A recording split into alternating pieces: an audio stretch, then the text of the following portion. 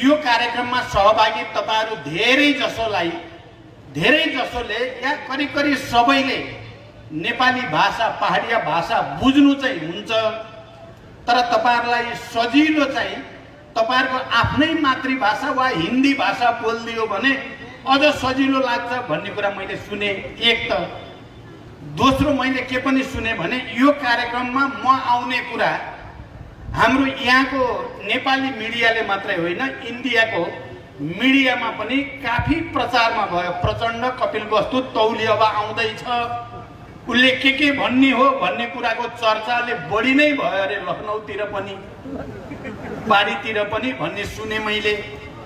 त्यसो भएको हुनाले पनि बाँकी कुरा म हिन्दीमा नै भन्न चाहन्छु ताकि तपाईहरुलाई पनि सजिलो होस्।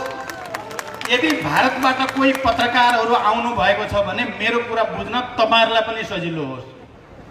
त्यस अर्थमा म थोरै हिन्दीमा अहिलेको देशको राजनीतिक परिस्थितिको बारेमा केही कुरा राख्न चाहन्छु।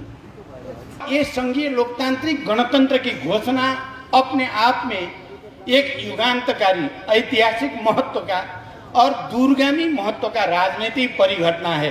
पूरी दुनिया में नेपाल के और नेपाली जनता के इज्जत और प्रतिष्ठा, उनकी गरिमा और आत्मसम्मान को इतना बढ़ा दिया, दुनिया के सभी लोग चकित रह गए कि नेपाल में लोगों ने, यहाँ के मधेसियों ने, आदिवासी जनजातियों ने, दलितों ने, मुस्लिम ने, महिलाओं ने बहुत बड़ा और लंबा संघर्ष के बाद ऐसे एक युगांतकारी और दूरगामी परिवर्तन ला दिया, और वो भी एक माओवादी पार्टी के लीडरशिप में, और वो भी माओवादी पार्टी के प्रमुख लीडर के रूप में मैंने वो भूमिका अदा करने की मुझे अवसर प्राप्त हुआ। इस दृष्टि से मैं अपने आप को भी बहुत गौरवशाली और भाग्यशाली समझता हूँ।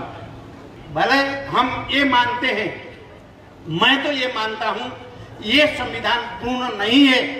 इसमें मधेसियों के अधिकार को जिस तरीके से उल्लेख करना चाहिए था उतना इसमें नहीं है।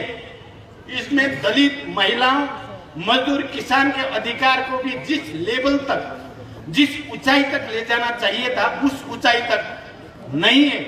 फिर भी इसमें कुछ बहुत महत्वपूर्ण उपलब्धियां तो है, इसलिए मैंने अपनी तरफ से कुछ रिजर्वेशन रखते हुए, अपनी तरफ से नोट ऑफ डिसेंट कहते हैं, असहमति भी रखते हुए आने वाले दिन में जनता के साथ मिल करके मधेसियों, मुस्लिम, आदिवासी जनजाति, दलित, महिलाओं के अधिकार को परिमार्जित और विकसित करते हुए आगे जाने की शर्त में हमने वो संविधान घोषणा किया था। जिस तरीके से रूस के कम्युनिस्ट पार्टी के अंदर उसी के महासचिव ने पार्टी को विघटन करने की षड्यंत्र किया था। आप लोग जानते हैं, बोरिस येल्सिन नाम का आदमी या गोर्बाचोव नाम का आदमी पार्टी का नेता तो था, लेकिन बाद में वो साम्राज्यवादियों का एजेंट में तब्दील हो गया।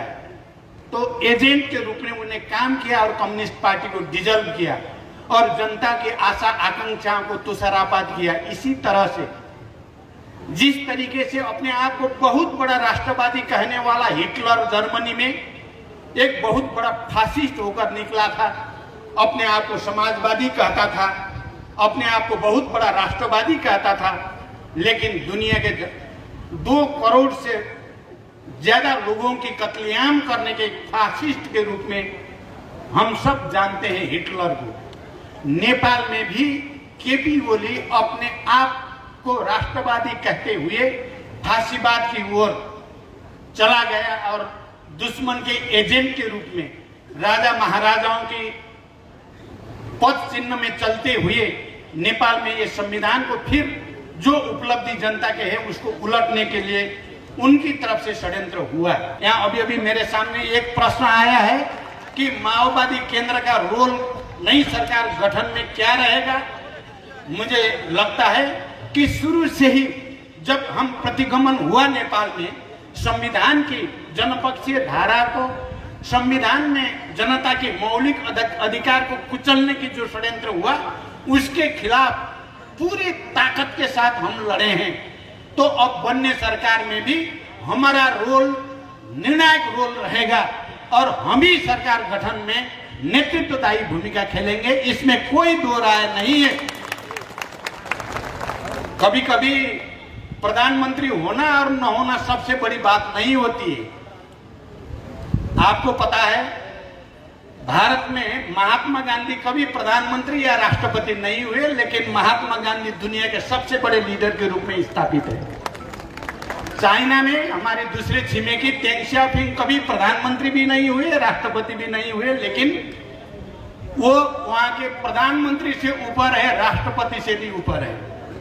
हम संघीय लोकतांत्रिक गणतंत्र स्थापना करने के लिए और संविधान की कुचलने की षड्यंत्र को परास्त करने के लिए नेपाल के नेतृत्व हम कर रहे हैं, तो हम प्रधानमंत्री से ऊपर ही रहेंगे, नीचे नहीं।